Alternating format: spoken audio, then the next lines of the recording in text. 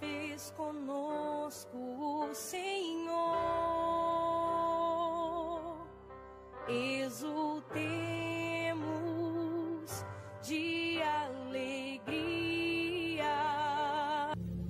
Quantos relacionamentos precisam ser rasgados para que depois eles sejam costurados do jeito certo?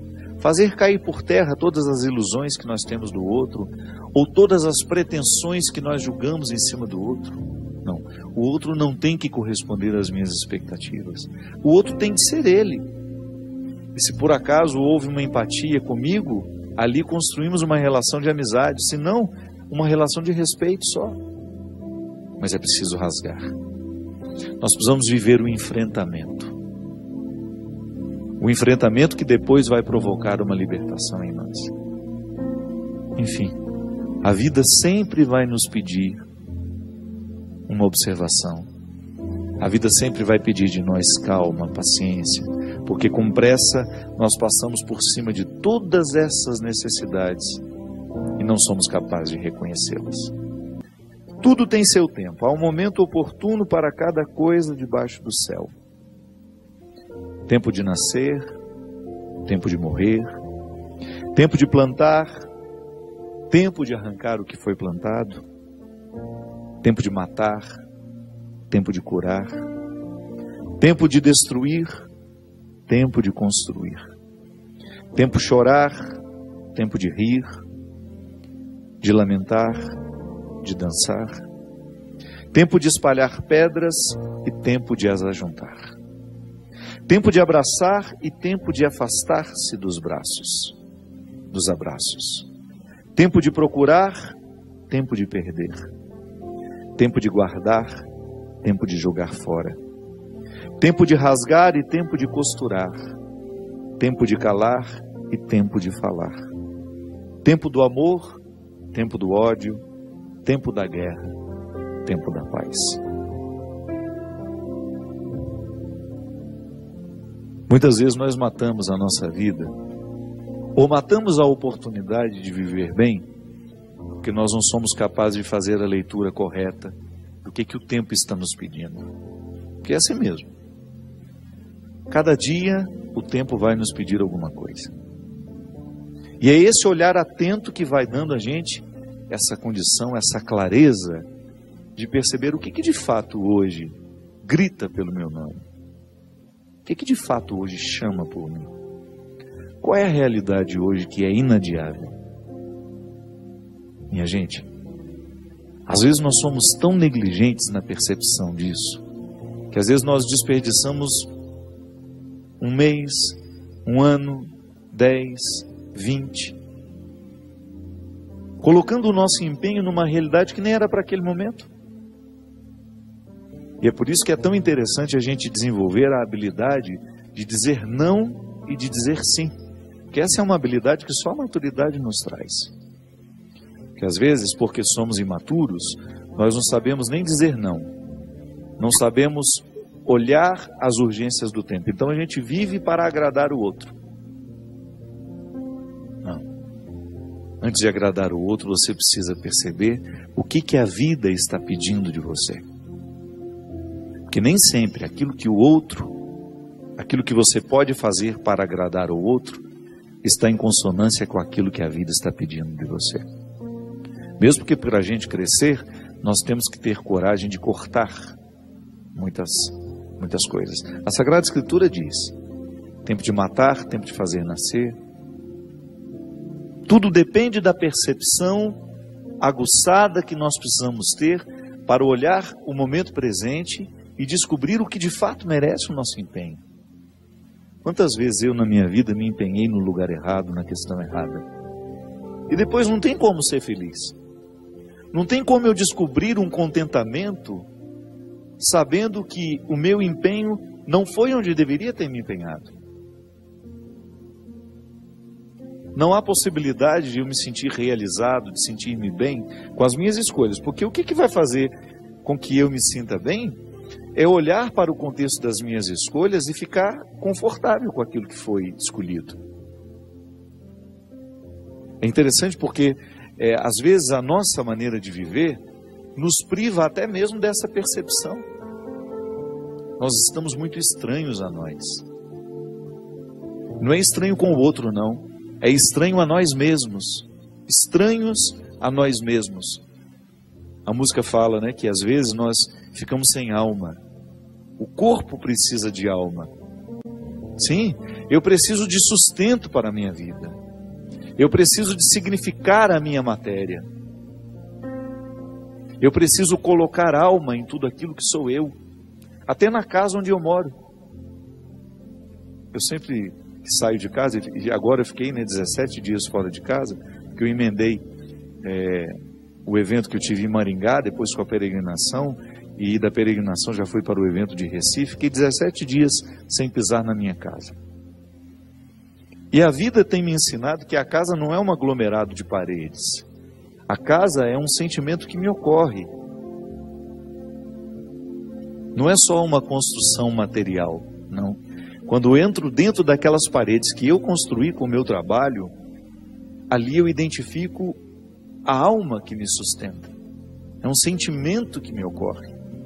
Nós que voltamos da peregrinação agora, eu tenho certeza que todos experimentamos isso. Quando a gente abre a porta da casa, quando a gente entra, é um sentimento bom que nos ocorre. Isso é alma.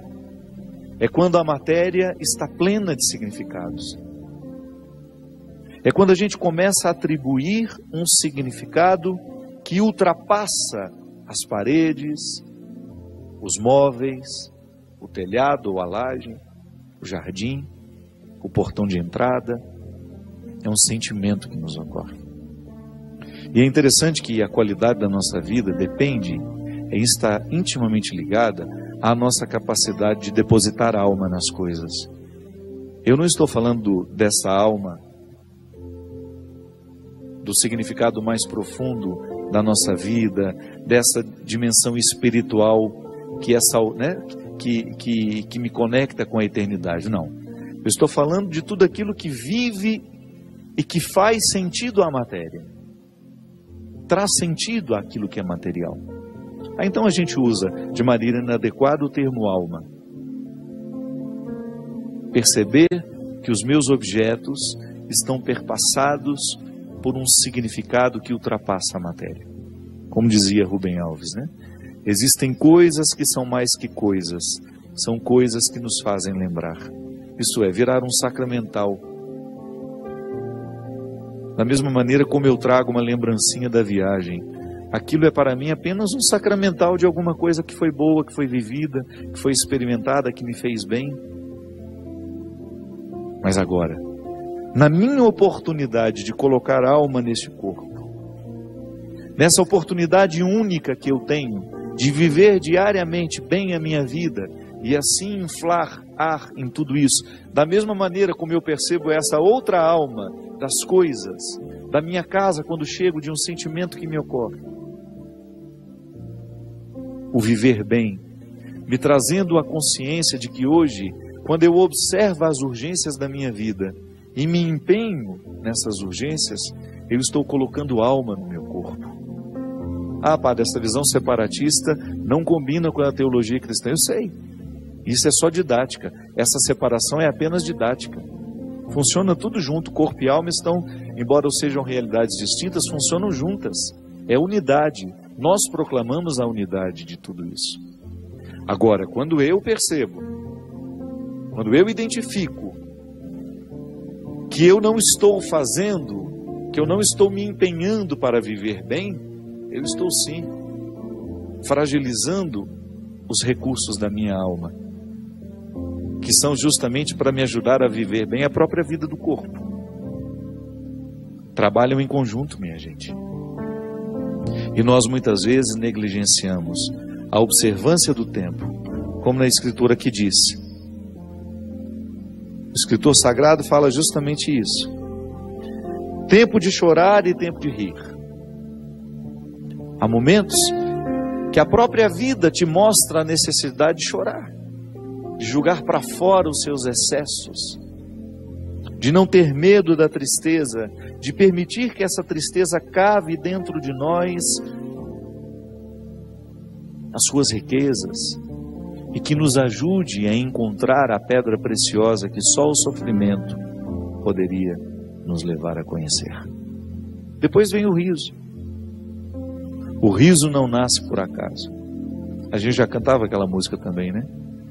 Ando devagar porque já tive pressa e trago esse sorriso porque já chorei demais. O sorriso é o resultado da lágrima bem chorada. O sorriso é o resultado final de um processo de luta que nós estabelecemos, de observar dia a dia qual é o empenho que aquele dia me pede, o que hoje eu preciso fazer para ter o direito do sorriso amanhã. E é bom, você sabe por quê? Porque à medida que nós estamos passando o perrengue, sabendo que ele será construtivo, já nascem pequenos sorrisos ao longo desse processo. Quando a gente fala de um sorriso final, é apenas a metáfora de um processo bem feito, bem vivido. Tempo de abraçar, tempo de se afastar. Quanto sofrimento, né? Em perceber o distanciamento como necessário ao crescimento do outro.